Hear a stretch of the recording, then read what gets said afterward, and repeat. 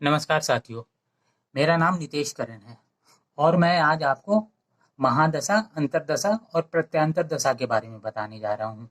Video को आप पूरा देखो ना, ठीक है ना? पूरा देखोगे तभी जाके ये पूरा चार्ट आपके समझ में आ जाएगा और ये चार्ट फिर आपको इतना आसान लगने लगेगा कि फिर मजा आ जाएगा। पूरा वीडियो देखोगे तभी समझ में आएगा। महादशा आपने कई बार सुना होगा। महादशा, अंतरदशा, महादशा में फल इसका कैसा मिलेगा, अंतरदशा में क्या होगा, प्रत्यांतर दशा क्या होता है, ये सब आपने कई बार सुना होगा। उसके बारे में मैं बताने जा रहा हूँ। पहला मैं बता रहा हूँ महादशा। महादशा होता क्या है? जब कोई बच्चा जन्म लेता है ना, तो चंद्रमा जो है ना, उसके नक्षत्र को देखते हैं कि किस नक्षत्र में चंद्रमा है, और जिस नक्षत्र में चंद्रमा होता है उसके फिर स्वामी को देखते हैं कि उस नक्षत्र के स्वामी कौन है। इसके बारे में मैं आगे वीडियो बनाऊंगा, ठीक है ना? वो मैं बताऊंगा, वो भी इजी हो जाएगा। बस इतना अभी शॉर्टकट में समझ लो, ठीक है? कि चंद्रमा जिस नक्षत्र में बैठते हैं उस नक्षत्र के जो स्वामी होते हैं, बच्चा जब जन्म लेता है तो वो जो स्वामी होते हैं उस समय वही महादशा शुरू हो जाता है। जैसे कि मान लो कि चंद्रमा है, जिस समय कोई बच्चा जन्म लिया और चंद्रमा आपका पूर्वा फाल्गुनी में है, ठीक है ना? पूर्वा फाल्गुनी, तो पूर्वा फाल्गुनी के स्वामी कौन हो गए? शुक्र देव हो गए। तो उसका क्या होगा? शुक्र का नक्षत्र शुरू हो जाएगा, ठीक है? और ये होता है सीरियल वाइज। जैसे शुक्र का शुरू हो गया तो शुक्र के बाद सूर्य का आएगा, चंद्र का आएगा, मंगल का आएगा, राहु का आएगा, गुरु का आएगा, शनि का आएगा, बुध का आएगा, फिर कुछ केतु का आएगा। ऐसे होता है, ठीक है ना? ये सीरियल वाइज यही होता है, चेंज नहीं होता है। अगर किसी का केतु का चल रहा है महादशा, जब बच्चा जन्म लिया तो केतु का महादशा चल रहा है, तो उसके बाद शुक्र का आएगा, उसके बाद सूर्य का आएगा, उसके बाद चंद्रमा का आएगा, उसके बाद मंगल, फिर राहु, फिर गुरु, फिर शनि, फिर बुध, ठीक है? और मान लो कोई बच्चा जन्म लिया, ठीक है, उसका गुरु का चलना शुरू हो गया, ठीक है? गुरु का है, वो गुरु के नक्षत्र उसमें जन्म लिया है, ठीक है ना? चंद्रमा उसमें गुरु के, तो महादशा उसका गुरु का शुरू होगा। तो गुरु, फिर शनि, फिर बुध, फिर केतु, फिर शुक्र, फिर सूर्य, चंद्रमा, मंगल, राहु, ऐसे होता है, ठीक है ना? तो ये हो गया महादशा। महादशा जो होता है ना, वो बहुत लंबा होता है, सबके अलग अलग होते हैं। जितने हैं ना हमारे ये 9 राशियां हैं ना, ये सॉरी 9 ग्रह है ना, तो 9 ग्रह का अलग अलग टाइमिंग होता है। महादशा बहुत लंबा लंबा होता है। महादशा जो का टाइमिंग होता है लगभग 6 से 20 वर्ष का होता है। किसी किसी ग्रह का 6 वर्ष होता है, किसी का 20 वर्ष होता है, किसी का 7 वर्ष होता है, किसी का 18 वर्ष होता है। ऐसे होता है महादशा, ठीक है ना? तो ये होता है। और महादशा, जैसे मान लो कि ये है केतु। केतु का महादशा अगर चल रहा है, कोई बच्चा जन्म लिया है, तो केतु का महादशा उसका कितने साल तक चलेगा? 7 वर्ष तक चलेगा। अगर उसके बाद उसका आ जाएगा शुक्र का महादशा। शुक्र के महादशा कितने? 20 साल चलेगा। फिर सूर्य 6 साल के लिए होता है। चंद्रमा उसके बाद आएगा, 10 साल ये चलेगा। मंगल 7 साल चलेगा। राहु 18 साल चलेगा। गुरु 16 साल चलेगा। शनि 19 साल है। बुध 17 साल है, ठीक है ना? अगर कोई राहु के महादशा में जन्म लिया हो तो उसका यहाँ से शुरू करेंगे हम। 18 साल पहले चलेगा राहु का महादशा, उसके बाद 16 साल चलेगा गुरुदेव का महादशा, उसके बाद शनिदेव का चलेगा 19 साल, बुध का चलेगा 17 साल। फिर वह यहाँ से शुरू हो जाएगा केतु 7 साल, शुक्र 20 साल, सूर्य 6 साल, चंद्रमा 10 साल, मंगल 7 साल, ऐसे चलेगा, ठीक है ना? तो ये है, मैंने सीरियल वाइज लिख दिया है, ठीक है ना? ये चार्ट देखोगे अपने आप सारा क्लियर हो जाएगा, ठीक है? अब मान लो कि अभी एक होता है ना कि मान लो कि ठीक है, किसी का हम कोई है बच्चा जन्म लिया था तो उसका सूर्य का महादशा चला था, और धीरे धीरे जो है कि 6 साल ये चला, फिर 10 साल ये चला, फिर 7 साल ये चला, फिर उसके बाद राहु का महादशा आ गया 18 साल। उस समय वो जवान हो चुका है, ठीक है ना? युवा अवस्था में पहुंचा हुआ है मान लो। अब युवा अवस्था में पहुंचा हुआ है, वो 18 साल का महादशा राहु का चल रहा है, और ये महादशा उसके लिए खराब है। अभी हम दिखाएंगे कि कैसा चार्ट से निकालते कौन सा सही होगा, कौन सा खराब महादशा चलता है। मान लो कि एग्जाम्पल के रूप में कि उसका राहु का महादशा खराब चल रहा है, ठीक है? तो 18 साल तक तो वो किसी का भी कंटिन्यू तो नहीं खराब चलेगा ना। ये नहीं है कि 18 साल तक तो कंटिन्यू रो रहा है, पीट रहा है, शारीरिक परेशानी है, रोग ऋण शत्रु सब है, ये तो ऐसा तो होता नहीं है, किसी का भी नहीं होता है। हाँ, तो उसके लिए क्या होता है? उसके अंदर होता है प्रत्यांतर दशा, ठीक है?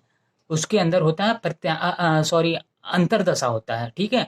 अंतरदशा फिर वो हो जाता है, कम हो जाता है, वो 1 से 3 वर्ष के लिए होता है, ठीक है ना। अलग अलग इसमें कोई 1 साल का है, कोई 1.5 साल का है, कोई 2.5 साल का है, कोई 3 साल का है, ऐसे करके ये हो जाता है। तो वो अगर वो अंतरदशा अगर सही है, 18 साल के बीच में जो अंतरदशा आ गया, मान लो कि गुरु का अंतरदशा आ गया, गुरु सही है, तो गुरु 3 साल जो रहेंगे ना, वो 18 साल के बीच में जो गुरु आएंगे ना 3 साल, वो 3 साल अगर कुंडली में गुरु अच्छे जगह पे बैठे हुए हैं, गुरुदेव उच्च के हैं, तो वो 3 साल उसके लिए बीच में अच्छा रहेगा, ठीक है। हमेशा नहीं रोएगा, ये नहीं है कि 18 साल तक रो रहा है वो, उसके लिए बीच बीच में सही आएगा। अगर मान लो गुरु भी खराब है, ठीक है, तो गुरु अगर मान लो राहु का चला, उसके बाद गुरु का आया, ठीक है, गुरु 3 साल के लिए बीच में आ गए, अब गुरु का भी खराब है, गुरु भी पीड़ा दे रहे हैं, कष्ट दे रहे हैं, तो हम प्रत्यांतर दशा देखेंगे, का वेट करेंगे। प्रत्यांतर दशा 3 से 6 महीने का होता है। हो सकता है प्रत्यांतर दशा में कोई ऐसा ग्रह आ जाए, चंद्रमा आ जाए, जो उसका शुभ होगा कुंडली में, है ना। तो चंद्रमा आ जाए, तो चंद्रमा तो फिर शुभ फल देगा ना, 3 से 6 महीने के बीच में चंद्रमा अच्छा फल देगा, अच्छा रिजल्ट देगा, है ना। ये नहीं कि हमेशा रोता रहेगा वो बंदा, ऐसे तो वो किसी का भी नहीं होता है। अगर मान लो कोई कोई अच्छा है बंदा है कोई अच्छा है, मान लो कि उसका है कि गुरु का महादशा स्टार्ट हुआ, शुरुआत हुई गुरु का हुआ, मतलब कि जब वो 32 साल का हुआ, 30 साल का, 32 साल का हुआ, उसका गुरु का महादशा चल रहा है। अब गुरु का महादशा चल रहा है और वो महादशा उसके लिए बहुत बढ़िया है, और 16 साल तक गुरु का महादशा चलेगा, तो इसका मतलब थोड़ी ना है कि 16 साल तक उसका कंप्लीट बढ़िया ही होता रहेगा, ऐसा कभी नहीं होता है, ठीक है। उसके बीच में हम देखते हैं अंतरदशा, हो सकता है बीच में उसका इसके बाद अंतरदशा आ जाए, कोई ऐसा अंतरदशा आ जाए, मंगल का अंतरदशा आ जाए, है ना। अगर मंगल का अंतरदशा उसके कुंडली में मंगल सही नहीं होगा, तो वो फिर खराब फल देगा। तो वो देखेंगे कि 1 से 3 साल के बीच में मंगल उसको फिर खराब फल देगा, 16 साल तक कंप्लीट नहीं, 3 साल बीच में मंगल खराब कर देगा। हो सकता है उसके बाद शुक्र का महादशा बीच में उसको अंतरदशा आ जाए, फिर शुक्र भी अपना प्रभाव डालेगा, 3 साल और खराब करेगा, है ना। तो ऐसे होता है, ठीक है। तो ये होता है। और एक चीज और मैं बता देना चाहता हूँ, आप लोग ध्यान पूर्वक सुनो, मैं बहुत बढ़िया से बता रहा हूँ, इत्मीनान से सुनो आप। जैसे होता है ना, कोई भी महादशा अगर शुरू होता है ना, तो अंतरदशा कैसे शुरू होता है। जैसे मान लो कि केतु का महादशा शुरू हुआ, ठीक है, तो अंतरदशा किसका शुरू होगा, ये है ना सोचने वाली बात, कि केतु का महादशा शुरू हो रहा है, तो हम अंतरदशा किसका शुरू होगा फिर।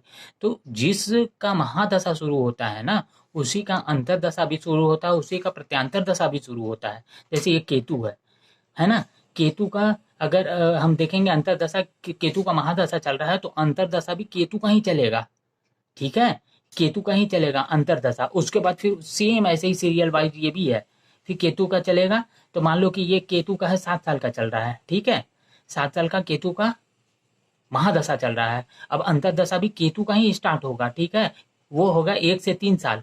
7 साल में शुरू के जो 1 से 3 साल होगा, वो केतु का ही रहेगा। 1 से 3 साल हम वैसे ही एग्जाम्पल बता रहे हैं, 1 से 1.5 साल भी होता है, 2 साल भी होता है, तो वो देखना पड़ेगा। तो अगर मान लो कि है कि, तो 7 साल में मान लो कि 1.5 साल केतु का चला, ठीक है, 1.5 साल केतु का चला, उसके बाद केतु आ जाएंगे, के बाद शुक्र का चलने लगेगा, ये 7 साल तो स्थिर रहेगा। तो और यही है ना, फिर इसमें ये जो 7 साल में ये कवर होगा, ये सारा यहाँ से यहाँ तक 7 साल के अंदर ही कवर होगा, है ना। कोई 1.5 साल, कोई 1 साल शुक्र का, फिर ये 9 महीना, कोई 8 महीना, कोई 2 साल, ऐसे करके। तो स्टेप बाय स्टेप वैसे ही शुरू होगा, केतु, सूर्य, शुक्र, सूर्य, चंद्र, मंगल, राहु, गुरु, शनि, बुध, ये कंप्लीट होते होते कितना लग जाएगा, 7 साल, है ना। तो ये महादशा कंप्लीट हो जाएगा, ठीक है। ये ऐसे ऐसे कंप्लीट होकर ये इसको कंप्लीट होने में 7 साल लगेगा टोटल। जब तो ये इसको टोटल ये 7 साल होगा, तो ये कंप्लीट हो जाएगा, और फिर ये आ जाएगा अगला महादशा शुक्र के महादशा में आ जाएगा। वैसे ही होता है केतु का, अगर अंतरदशा चला, तो प्रत्यांतर दशा फिर केतु का ही चलेगा, ठीक है। अब ये जो होता है, ये हो गया मान लो कि 3 साल का ये चल रहा है, ठीक है ना, 7 साल के अंदर में 3 साल का चल रहा है। अब केतु में अगर हम देखेंगे, केतु में केतु का ही चल रहा है, ठीक है। अब केतु में केतु का चल रहा है, अब ये 3 साल का अगर मान लो कि एग्जाम्पल दे रहे हैं कि मान लो कि 3 साल का केतु का चल रहा है, 7 साल के अंदर 3 साल का केतु का आ गया। अब ये 3 साल का केतु का आ रहा है, तो इसके अंदर जो ये 9 ग्रह हैं, ये फिर वैसे ही चलेंगे, केतु, शुक्र, और ये करेंगे कवर कितना, 3 साल के अंदर ही करेंगे, ठीक है। ये 3 साल इनका जैसे कंप्लीट होने जाएगा ना, ऐसे ऐसे ऐसे ऐसे ऐसे ऐसे बुध तक आएंगे ना, तो ये 3 साल कंप्लीट हो जाएगा, तो ये केतु आ जाएंगे शुक्र के, ठीक है। ऐसे होगा, समझ में आ रही है ना बात। यानी कि ये अगर कंप्लीट होता है तो इनका जो था टाइम था 2 साल का, 2.5 साल का, 3 साल का था, ये कंप्लीट होने में उतना टाइम लगाएंगे, ठीक है। और इनका जो कर मान लो कि इनका जो है अगर जैसे कि 7 साल का है, तो ये यहाँ से यहाँ तक 7 साल तक चलेंगे, केतु शुक्र सूर्य चंद्र ऐसे करके होता है, ठीक है ना। तो ऐसे हम महादशा अंतरदशा और प्रत्यांतर दशा देखते हैं, समझ में आ रही है ना बात। वही चीज मैं बता रहा हूँ, ठीक है। अब ये है कि महादशा और अंतरदशा और प्रत्यांतर दशा का ये एक मैंने कुंडली बना रखा है, वैसे ही रफ रफ मैंने एक कुंडली बनाया हुआ है, ठीक है ना। तो मतलब कि सिखाने के लिए मैं बना रखा हूँ, ठीक है। अब यहाँ पे आ जाओ, जैसे ये था पहले, ये देख लो अंतरदशा चलता है 1 से, प्रत्यांतर दशा 3 से 6 महीने, सूक्ष्म दशा इसके नीचे आता है, वो है कि 20 से 25 दिन में खत्म हो जाता है। प्राण दशा होता है वो 2 से 3 दिन के अंदर ही आता है, इसके बाद और भी होता है ऐसे ऐसे करके, ठीक है। तो वहां तक अभी नहीं, अभी मैं यहीं तक बता रहा हूँ, ठीक है, प्रत्यांतर दशा तक बता रहा हूँ। और ये एक मैंने कुंडली बनाया हुआ है, 7 नंबर लिखा हुआ है। तो 7 नंबर किसका होता है, तुला राशि, ठीक है ना, तुला लग्न का ये कुंडली है, ठीक है। ये जो अगर है ना, ये नंबर अगर कंफ्यूजन होता है ना कि 8 9 10 इसमें कौन कौन से राशि हैं, तो ऊपर आई बटन पे आप क्लिक करके देख लेना, मैं पिछले वीडियो में जा करके कि कौन सा नंबर किस राशि को मिला हुआ है और उसके स्वामी कौन है, ठीक है। तो ये 7 नंबर है, 7 नंबर राशि कौन सा हो गया, तुला राशि, और इसके स्वामी कौन हो गए, शुक्रदेव, यानी कि इस कुंडली के मालिक शुक्रदेव हो गए, ठीक है। तो ऐसे करके ये मैंने बनाया हुआ। अब इसमें देखोगे कि अगर ये त्रिकोण के घर होते हैं, ठीक है, सात सात पहला नंबर हाउस, 5वां नंबर हाउस और 9वां नंबर हाउस, 1 2 3, पहला 1 हो गया, 1 2 3 4 5, ये 5 नंबर हो गया, 6 7 5, 6 7 8 9 हो गया ना, 9, यानी कि यहाँ से ये ये होते हैं, यहाँ पे ये होते हैं, जो भी जिनको जो भी राशि यहाँ बैठते हैं, ठीक है ना। यहाँ पे कौन बैठे हुए हैं, 7 नंबर, 11 नंबर किसका होता है, शनि देव का, 3 नंबर किसका होता है, बुद्ध देव का। तो यहाँ पे शुक्र देव, शनि देव और बुद्ध देव, है ना। ये यहाँ पे योग कारक है, आप मेरा वीडियो देखना, उसमें मैंने बता रखा है, ठीक है ना। तो वो योग कारक है, तो योग कारक है तो यहाँ पे अच्छा फल देंगे, है ना। तो जब इनका महादशा चलेगा तो अच्छा रिजल्ट देंगे। जैसे कि अगर ये 7 साल, 7 नंबर शुक्रदेव का महादशा कितना 20 साल का होता है, तो 20 साल तो ये अच्छा देंगे। उसमें फिर हमारे को देखना होगा, अंतरदशा प्रत्यांतर दशा बीच बीच में आता रहेगा तो खराब फल भी होगा, लेकिन है कि ये शुभ फल देंगे, ठीक है ना। शनिदेव, शनिदेव यहाँ पे क्या है, यहाँ पे त्रिकोण में है, त्रिकोण के स्वामी है ना, त्रिकोण के स्वामी है, तो ये भी यहाँ पे शुभ है, शुभ रिजल्ट देंगे। यहाँ पे बुद्धदेव, बुद्धदेव को एक खराब घर मिला हुआ है, 6 8 12 खराब घर होता है, मैंने बताया हुआ है पिछली वीडियो में, आप जाके देख लेना पिछली वीडियो में। 6 8 12 इनको त्रिक भाव कहते हैं, ठीक है। लेकिन है कि त्रिकोण का स्वामी हो जाने की वजह से बुद्धदेव को एक त्रिकोण, 2 राशियों के स्वामी होते हैं, 3 और 6, ठीक है ना। तो 3 नंबर इनको मिला हुआ है, तो 6 नंबर का दोष नहीं लगेगा इनको, ठीक है। तो यहाँ भी बुद्धदेव भी यहाँ पे योग कारक हो जाते हैं, ठीक है। तो बुद्धदेव का भी महादशा अच्छा चलेगा, शुक्रदेव का भी महादशा अच्छा चलेगा और शनिदेव का भी महादशा अच्छा चलेगा। महादशा इस कुंडली में किसका खराब चलेगा, तो 6 8 और 12 त्रिक भाव हो गया ना।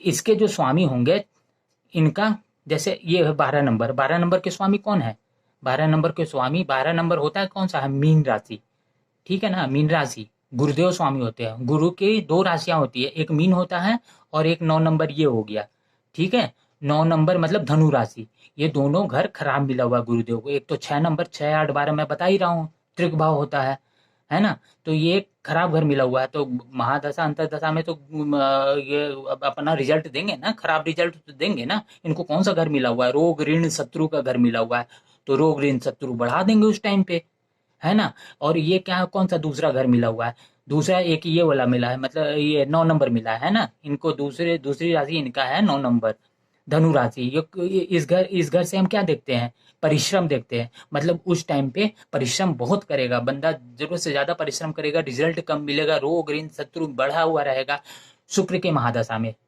ठीक है, शुक्र के महादशा में। वैसे शुक्र यहाँ पे मैं बता रहा हूँ ना कि शुक्र अच्छा है, ठीक है, 20 साल तक। लेकिन अगर उसी के बीच में अगर गुरु का अंतर्दशा आ जाता है तो गुरु इस कुंडली में खराब हो दिख रहे हैं ना खराब। एक 6 नंबर है और एक ये है 3 नंबर है, ठीक है ना, परिश्रम का घर मिला हुआ है ये। तो ये 3 साल बीच में, 1 2 3 साल जो भी इनका भी होगा, तो वो बीच में यहाँ पे खराब करेंगे इस 20 साल में।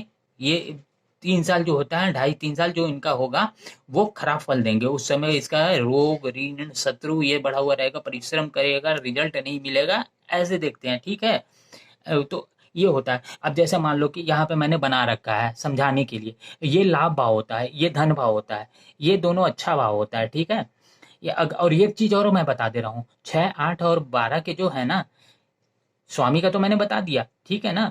और ये 6 8 12 के स्वामी जहां बैठेंगे ना, हाँ, वहां भी खराब कर देंगे, वो भी खराब कर देते हैं। और जैसे मान लो कि ये सही होता है, ये इस इनको देखोगे ना, 8 नंबर यहाँ लिखा हुआ है, 5 नंबर यहाँ लिखा हुआ है, ठीक है ना। ये 5 नंबर जो लिखा हुआ है ये होता है 11वां भाव। 1 2 3 4 5 6 7 8 9 10, 11वां भाव होता है। 11वां भाव लाभ का होता है, ठीक है ना। ये अगर महादशा इनका और अंतरदशा इनका चला ना, ये धन का होता है, ठीक है ना। यहाँ से दूसरा भाव होता है, ठीक है ना। इन दोनों का अगर महादशा चला ना तो धन का लाभ भी होता है, ठीक है, धन लाभ कराते हैं ये। हाँ, शर्त ये है कि ये खराब घर में ना बैठे हों। जैसे ये 5 नंबर किसका होता है, 5 नंबर होता है सिंह राशि। इसके मालिक कौन हो गए, सूर्यदेव।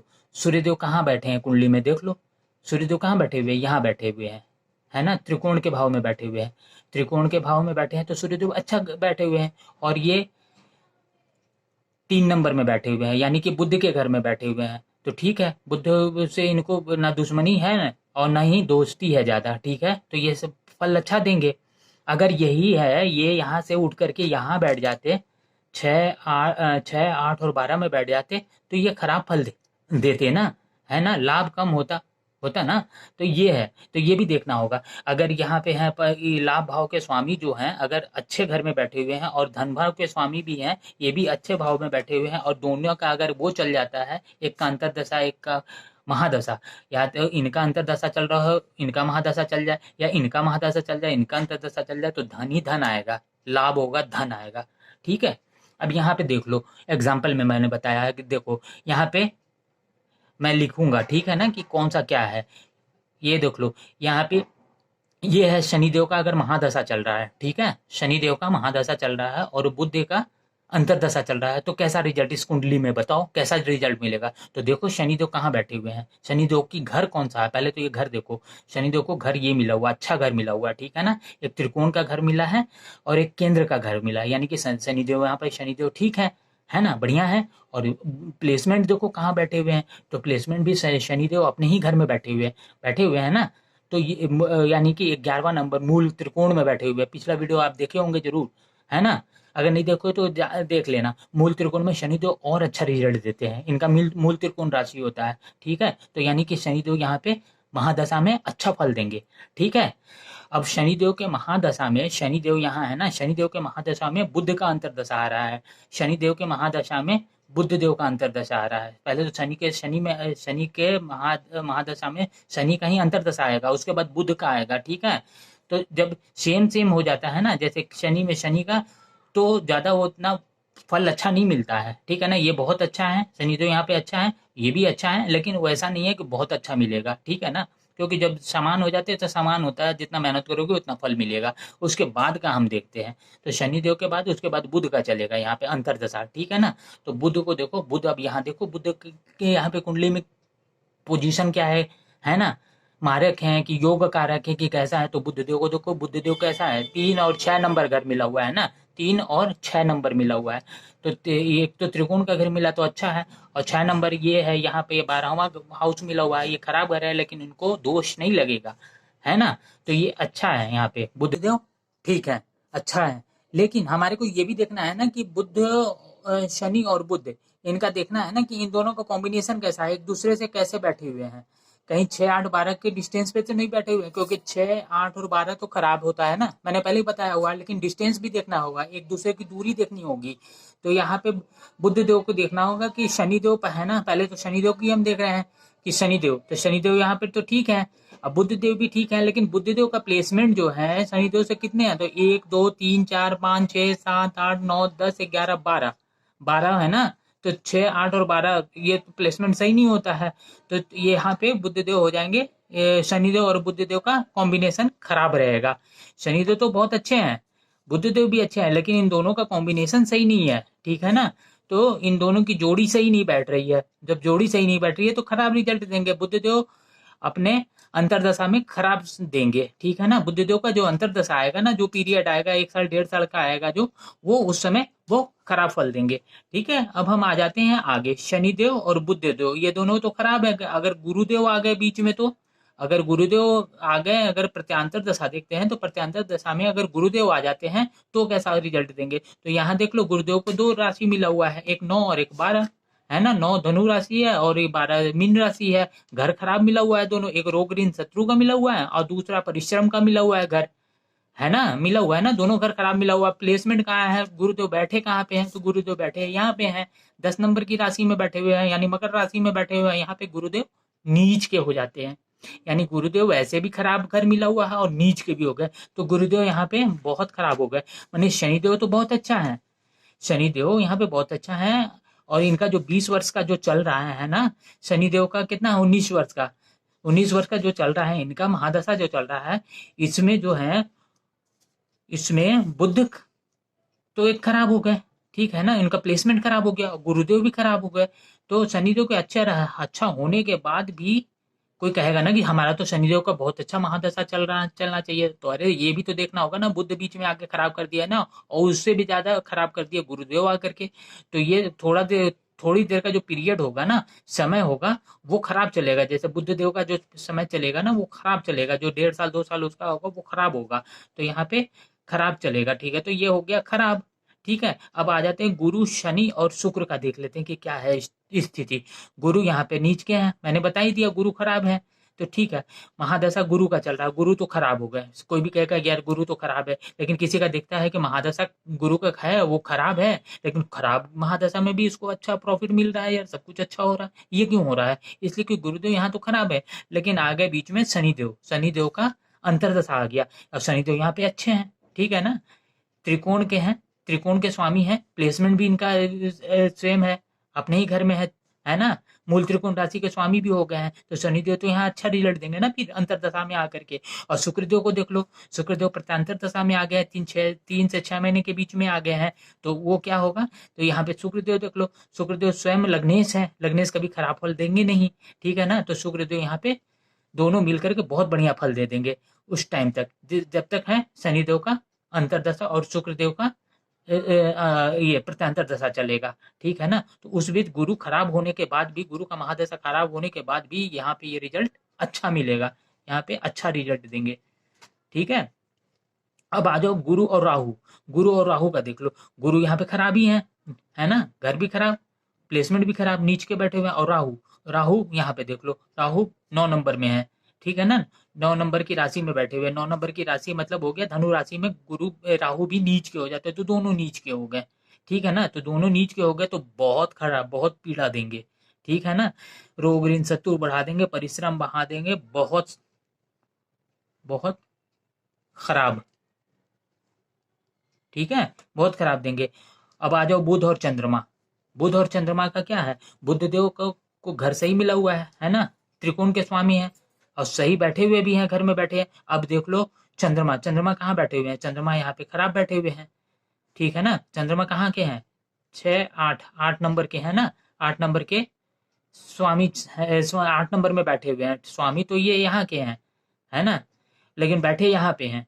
तो यहाँ पे बैठने के बाद ये हो गए मृत्यु तुल्य कष्ट के घर में बैठे हुए हैं, तो कष्ट तो देंगे ना अपने प्रत्यंतर दशा में, अंतरदशा में, अंतरदशा में ये चंद्रमा यहाँ पे खराब फल देंगे।